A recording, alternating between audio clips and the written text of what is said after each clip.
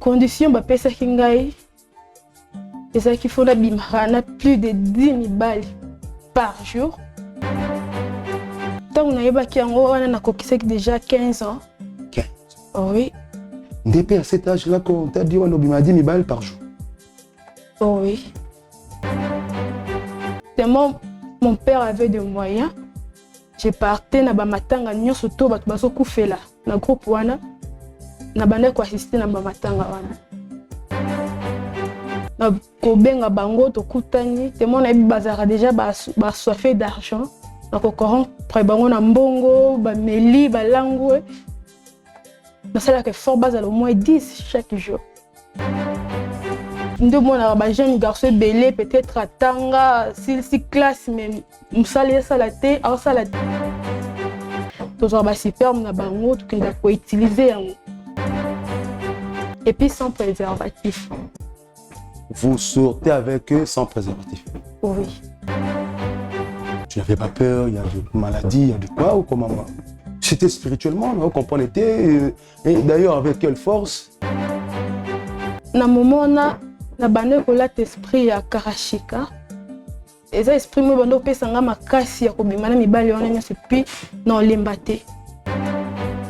Nzambe aza parler kwa nzambe apesi yo pare comme pe yo parente. Si. Nzambe fa kitaba na oboko lelo mwana.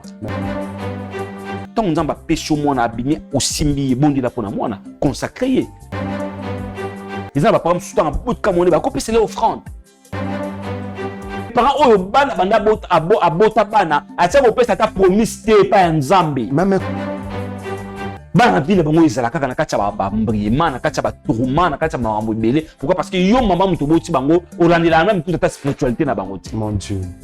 Bana ya Namibie shalom. Zamba fungoli nzela na kozala na bino na kati ya Windhoek pendant le 20 février na 16h pour la conférence à délivrance. Ba problème nyonso tout oyo etungisaka bino. Beza ba problème à blocage, ba problème à limitation, ba problème bana bazoko lobate, ba autiste, ba problème nyonso tout. Boya nango epa na Nzambe nde bokobika. Na kozala ngai moko te, na kozala na pasteur Gédéon. Boya ebele to kozala na Windhoek le 20 février na 16h. Bozanga te nazozela bino na moto.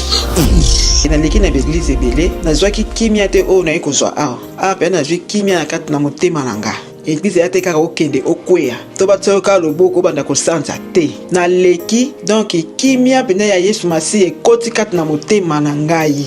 Nazwi pena délivrance kati na vie na ngai. Pasi ya mkongo nazaki nango elongwe kote mizaki pasi makolo pasi me na komi awa na telemi tout droit nazoka susu pasi te nayaki na mwana miso azomona bien te linette me mwana komi awa bafu na kati na miso na ye esili alobi akomi koyoka bien na leki na église ebele nyonso to wana esalamaki te me na ye na kati na ozana pa prophète Moïse nazwi lobiko na ngai te nyonso alobi ningi eza correct mpe mozindo na nyonso na yoki eza mpenza net na makambo ezoleka pa nanga apena na kimia apena na Yesu kati na soki bolandi ye bozwa lobiko puis bozwa délivrance na soki wana. Merci papa. Shalom shalom peuple de Dieu bana ya ozana nazana esengo vraiment mingi ya koyebisa bino ete nazalaki na dépression etungisi vie na ngai vraiment mobimba pe musala na bandaki kozwa te na luki ba délivrance epai ya ba pasteur ebele mais bakokaki ko délivrer ngai te. Alors tangu nakutani na papa Moïse kaka na prière moko échanger makambo na ngai nyonso dépression elongwe nazwi musala makambo na ngai nyonso efungwami. Alors nakumisi Nzambe ya ozana pona oyo asali na bomoi na ngai. Namibie nazoya bandeko ya Botswana bandeko Angola boya to sangana na kati ya Namibie le 20 février Nzambe akopambola bino.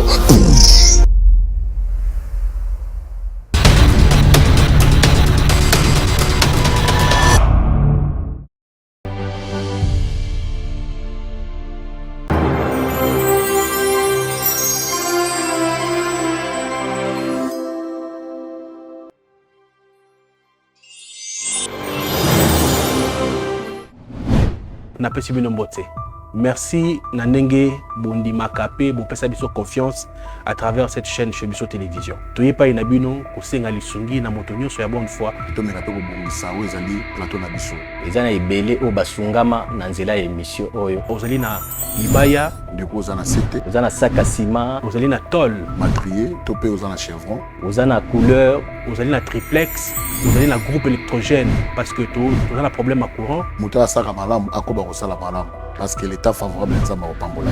To lingi pe ezala propre na cadre ya lisungi oyo kozala nango pe ko apporter na kati ya chaîne oyo nzambe ya lola akozanga te ko pambola.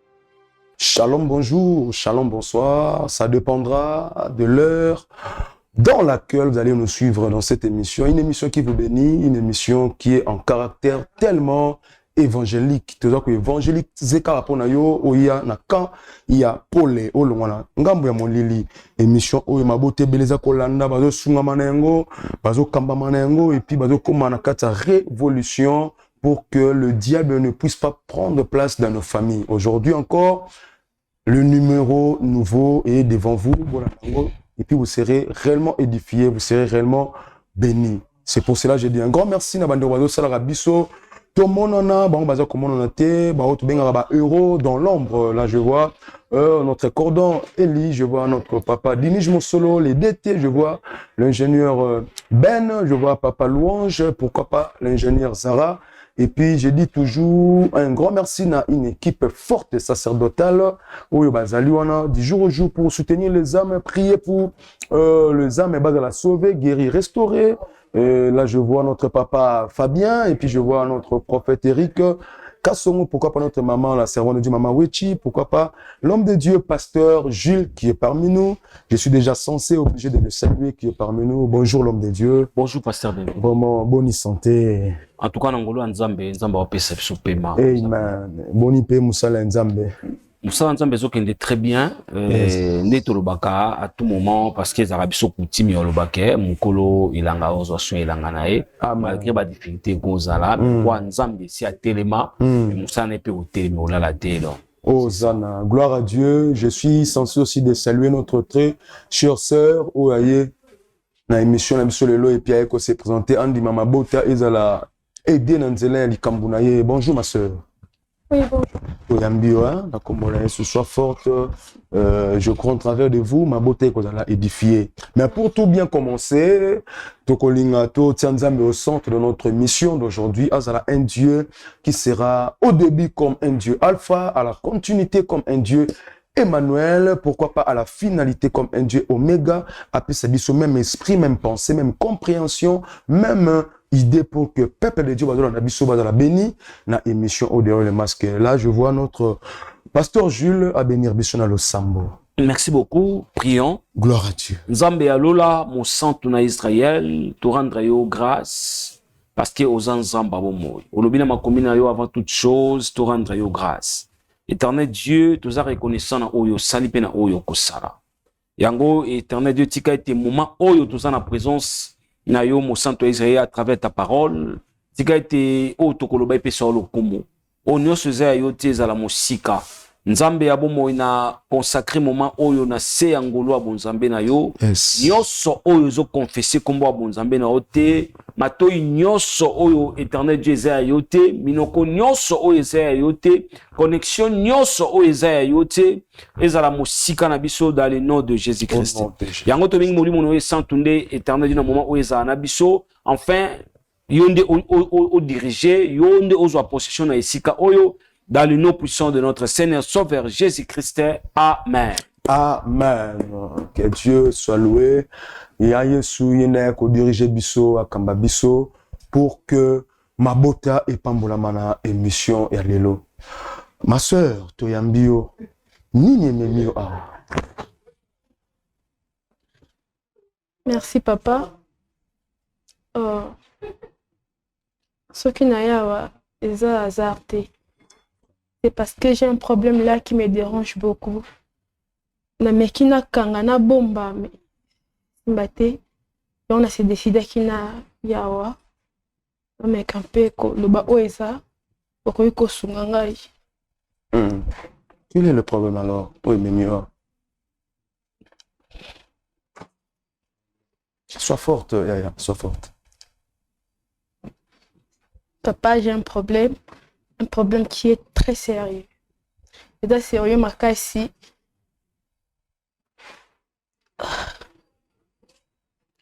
Papa, ndé naza boy, naza sirène. Oh. Sirène? Oh, oui. Comment ça? C'est parce que nazaki initié.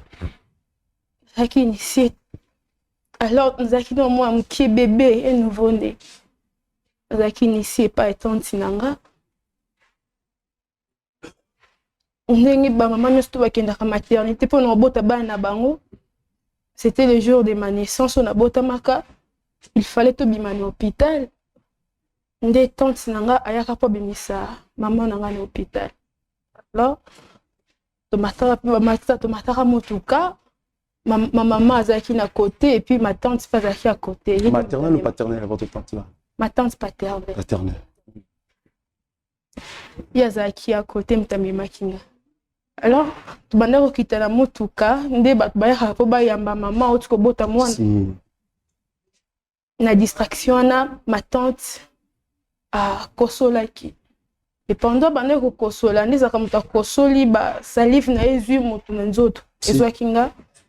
Tellement nazaki bébé tant nos ça ba geste ya ko luka ko fiba mbebo nde ba salive na ye kota kinga eza na moment wana nde nazaki initié. Mon Dieu. Ma tante azaki déjà ya wana il y a longtemps. Moi je savais pas, j'étais encore une bébé na bota misika. Elle a 0 mois disons. Oui. Alors et yo comme na maman moko torno yo kola condition ba pesa kingai eza qu'il faut la bimana plus de 10 000 balles par jour 10 000 balles et ah non. Comment ça avec quelle force 10 000 balles par jour? On vous a déjà initié. Comment il est déjà à jeûner? Oh, combien je suis déjà initié, je suis qui tu as dit? Ma tante. Ma tante t'a initié. Au lobby aux alliés sirène. Allez. On a acheté déjà comment d'accord fonctionner na makamuna bina mo. Tant on a yebaki yango wana na kokisek déjà 15 ans. 15. Oh oui. Depuis à cet âge là qu'on t'a dit on a 10 000 balles par jour. Oh oui. Oh. Là, j'avais encore 15 ans. Je me 10 000 balles par jour. Et quand tombé dans mon maman, on a fait ça sous forme de ONG Mafoboé. Aimons nous vivants. Tellement mon père avait des moyens. J'ai parti na bamatanga nyonso to bato baso kufela na groupe wana. Na bande ko assister na bamatanga wana. Si ça arrive, il y a 5 matanga, il y a 5 bébés morts, je vais envoyer mes gens et moi je vais assister au moins à 3 days. Après quoi assister, na bande ko récupérer toujours ba numéro ya bato batimbola ka bakunda ka bibembe wana. Pour en faire quoi? Oui, après ça, na ko benga bango to kutani, te mon abi bazara déjà ba soifé d'argent. Donc au courant prébango na mbongo ba meli ba langue mais c'est là que fort base au moins 10 chaque jour pour sortir avec eux. Oh, oui. Oh. en sortant avec eux, nous avons superbe na bango.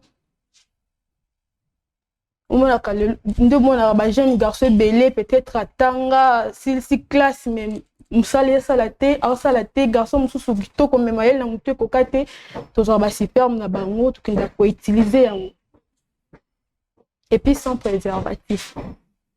Vous sortez avec eux sans préservatif? Oui. Tu n'avais pas peur, il y a de maladies, il y a de quoi ou comment? C'était spirituellement, vous comprenez? Et d'ailleurs, avec quelle force? Donc, yo, dans l'esprit, tu te fatigues pas ou comment? Quand tu es sirène? Ezakingaite. Na moment na bande ko la esprit ya karashika. Eza esprit mo bando pesa nga makasi ya kobimana mibali wana nya sepi na olembate. Donc, bon, mais toi, en toi, il y a un autre esprit. Oh. Mon Dieu. Tu disais, c'est mon semi-baluana, c'est pour en faire quoi? Bah, étoile na bango, quoi? Qu'est-ce que tu disais? C'est pour en ba étoile na bango. Parce que dans la famille de mon père, oui, il y avait un moment où basi babandeko bala mibali babandeko salate. Alors en ce moment-là, tellement ma tante déjà zaka initiée à longtemps, basalaka échange. Bakangi basi basede mibali bazwa misala, mibali basi baeko kanga koto ya mabala. Et puis pour préserver tout ça, des balinga qui ba initié nga pona continuer dans la locale tout le monde na bomba la famille quoi. Genre bon. Ouais. Alors là-bas on ça en condition que na ko kolonga na ba parenté. Chez ton père et ta mère, aux akana bango. Oui. Ata mobali ya linganga d'ailleurs son mobali ya linganga na bande ko kima. Parce que ngani na bande ko linga mibali. Pour faire aussi la continuité à esprit wana batsaki na famille. Son mobali ya linganga na kima. Libala ya mo pe bande ko yate. Bande ko yate. Et tombé na moment moko to sali déménagement. Toké na commune Mosusu. Alors, on a quartier de côté Kiwana, il y avait un homme qui n'a pas pouvoir me soucier. Mais qui n'a loge n'a pas sauté. Ah oui. Et en vrai, c'est ça. C'est là plutôt, c'est décidé qu'il n'a zonga na loge n'a pas sauté pendant qu'il n'a pas trouvé solution. Donc, on a zongé, bah, yo opé sans condition qu'il faut na coucher na moi nanaye parce que bazo partager le même sang. On n'a pas papa et on n'a pas moi.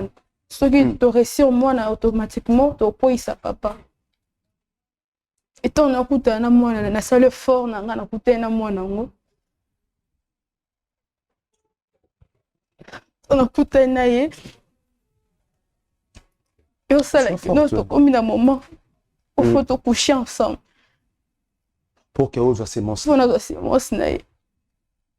alors pendant nous sommes pendant les cas n'as-tu comprendre le côté après quand il a versé je me suis sentie en moi et leur mot boyé il y a bien été des temps on a tali na monde que non elle attaque préservatif donc on s'est décidé à que na douche pour nous se soulager j'ai vu ma tante elle m'a mis un miroir azolela c'est moi, déjà que non, ça ne va pas déjà. Nazonga, na lati bila mamba on a kende pa na okuta ma tante. Ala li akufi. Siko, elle rememinga wa papa. Yoko nde azaki supérieur na ngai. Yine mutabande ko gidinga na nyoso na bande ko sala. Ko papa. Mon Dieu. Donc, tu vas boyer à Zana morgue, ta tante. Tu as initié depuis 0 mois jusqu'à ce que au Colibo. Ma tante Zana morgue. Je n'ai mis combien en danger.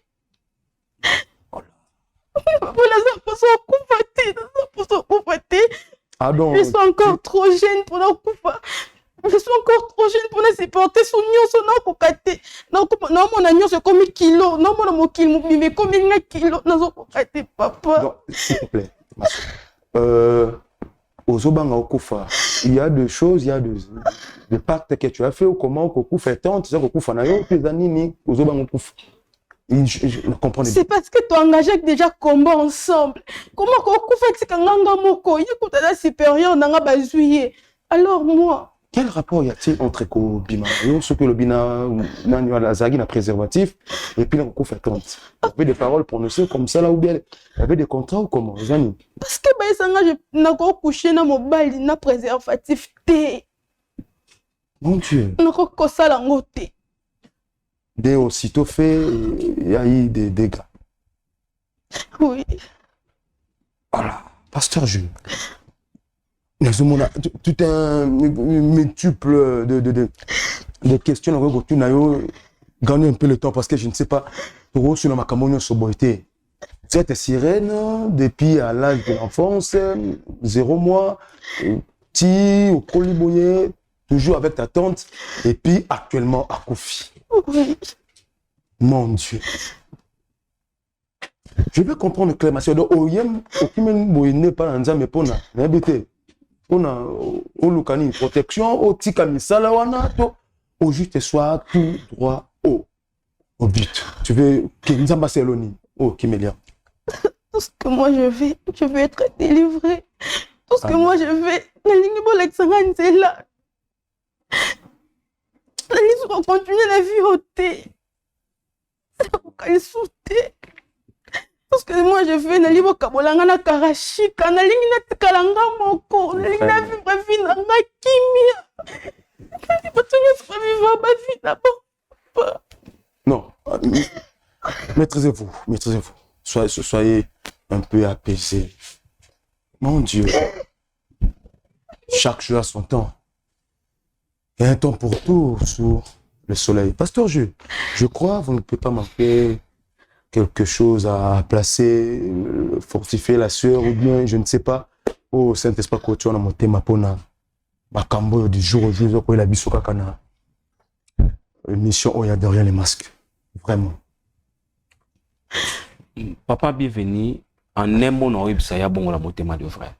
Amen. En un mot. Parce que, oui, dernièrement, tout ça, la émission, mon cours, il y a genre au kaka. Apparemment, c'est comme si ces derniers temps, les gens n'ont pas sorcellerie ou même découvrir les lotés. Si.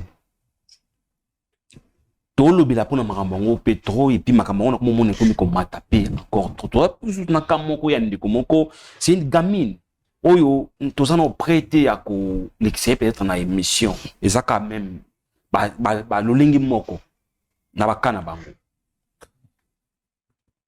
Le mal est ça que papa bienvenu parce que na suki na yo lukanzambe nzamba za fuluté osuki sama po romibwa kakuna. Non.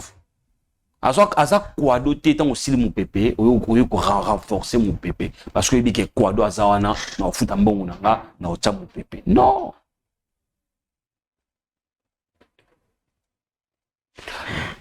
Yango moni ngai papa bienvenu ce qu'il faut que beta c'était plus na ba parents. Pour na ba parents ba exposer moi na zwa kindoki na âge ya muki atano na zéro. Dans 2 jours. Dans jour. L'enfant est initié. Supposons que mon abotamaki après 3 jours à bimi l'hôpital. Tout éviter. Nas dans la sûre na confiance totalement te ka kende konanga to mama kulu to mama lekito aza vrai na spiritualité non. Yango moni ba te belé ba kondana ka maman olanga à l'époque. Mais or d'autres part azaka na raison. Na ba enseignement na ye. D'abord il faut avant na sunga mutu frère ba identité na ye. État d'âme. Parce que dans la verset mon na Bible c'est soki il faut ko sunga. Pona sunga mutu toza na même foi. Mingi koleka mutu na botemne makila mo. Le même Christ a dit mes parents baza bande konga na zana bango. Ben c'est ça. Christ ba ko bisike bande ko mama na bande ko baza banda. Ati bande ko nanga. Ba o na zana bango. Bah qu'on a qu'à système ça à l'époque. Si. Mais tu l'as comme ça, tu l'as comme tu as confiance moi comme collègue. N'anzambe moko à se pela na ngote. Au comme la confiance à moto collègue na confiance en Nzambe.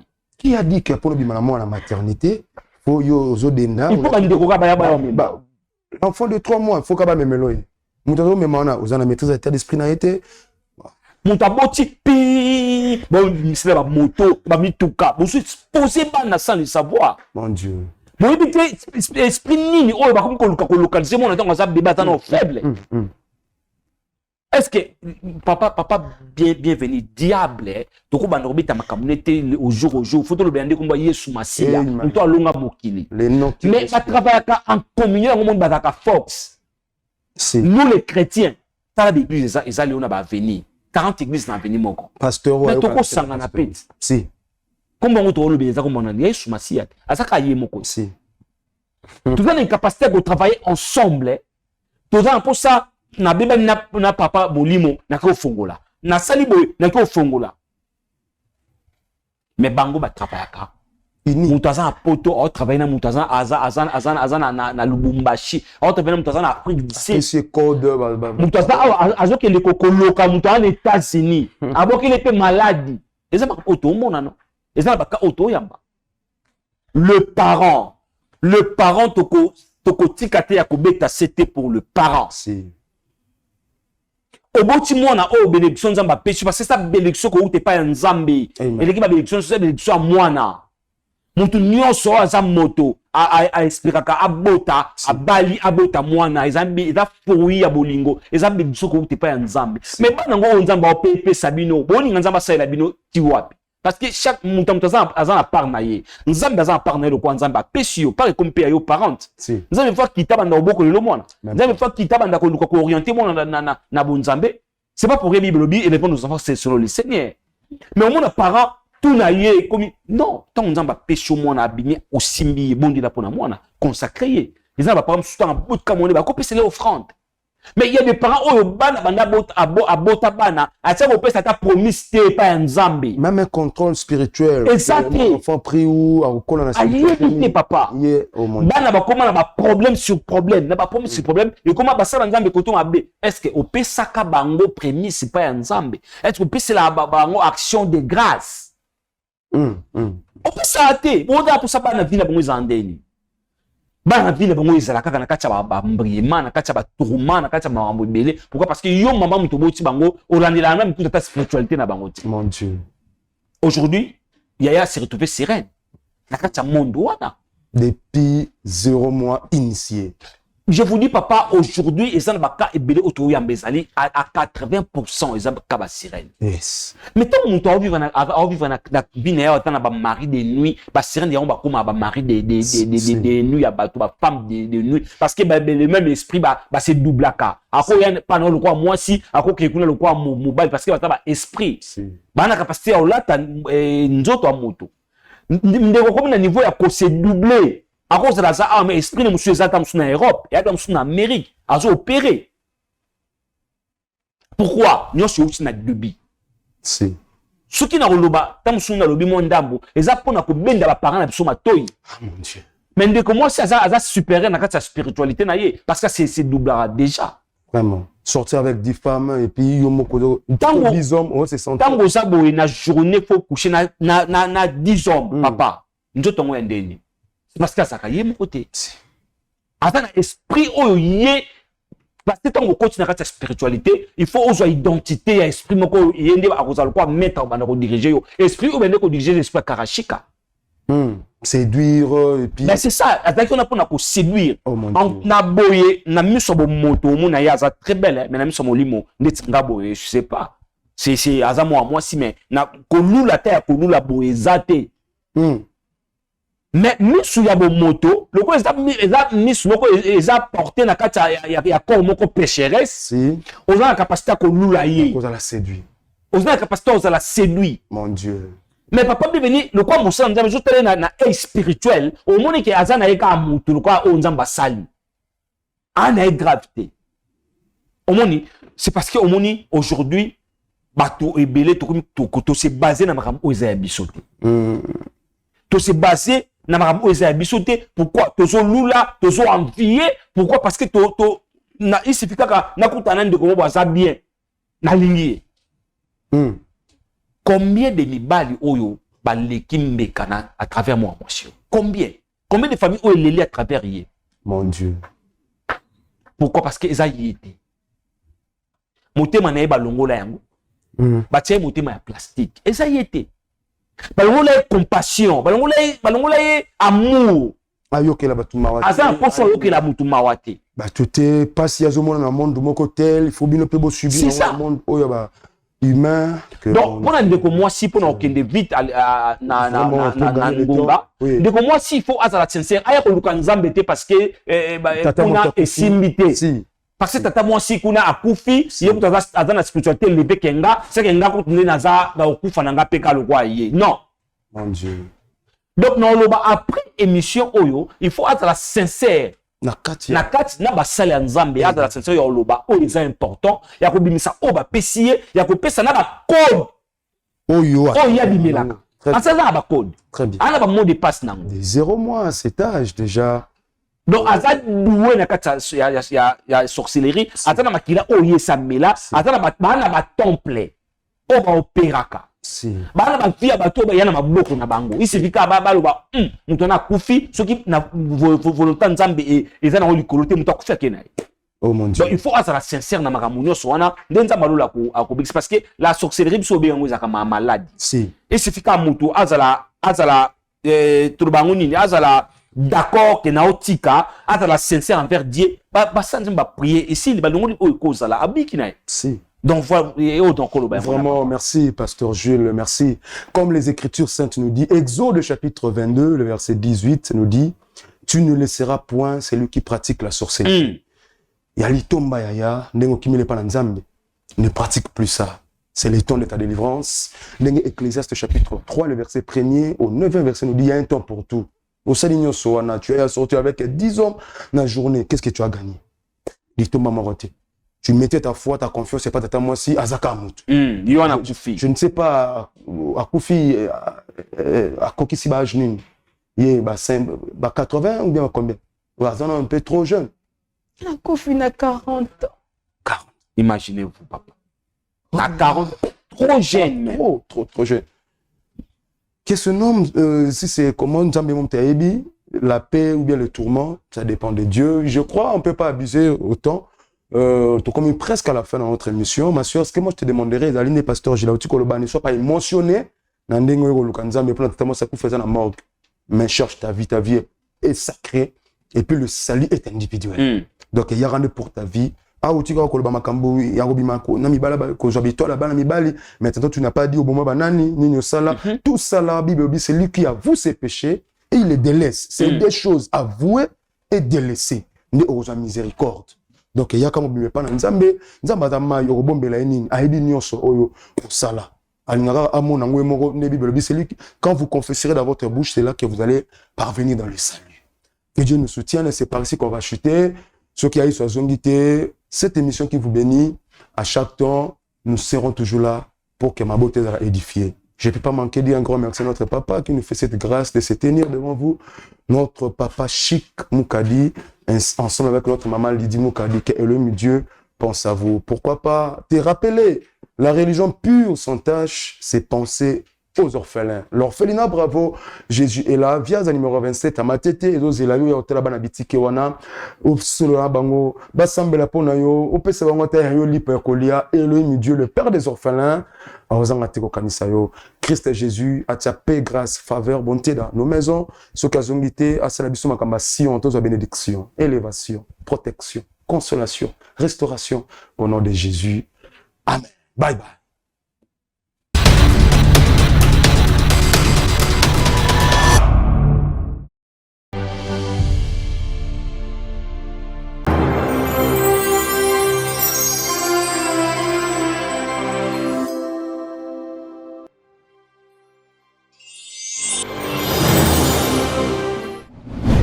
napesi bino mbote Merci Nandenge Bondi Makape, Bopesa Biso confiance à travers cette chaîne chez Biso Télévision. Toye pa inabino kosenga lisungi na motonyo so ya bonne foi. Tomeka pe kobongisa oyo ezali plateau na biso. Ezana ebele o basungama na nzela ya émission oyo. Ozali na libaya, ndeko oza na sete, oza na sac à ciment, ozali na tol, matrier, to pe oza na chevron, oza na couleur, ozali na triplex, ozali na groupe électrogène parce que toza na problème à courant. moto asaka malamu akoba kosala malamu parce que l'état favorable nzamba opambola. tolingi pe ezala propre na cadre ya lisungi oyo kozala nango pe koaporte na kati ya chaîne oyo nzambe ya lola akozanga te kopambola.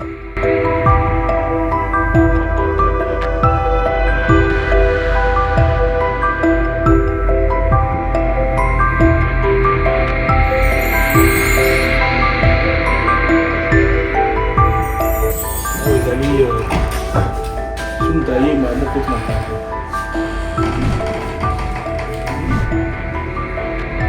Mamo kot na plateau ya télévision.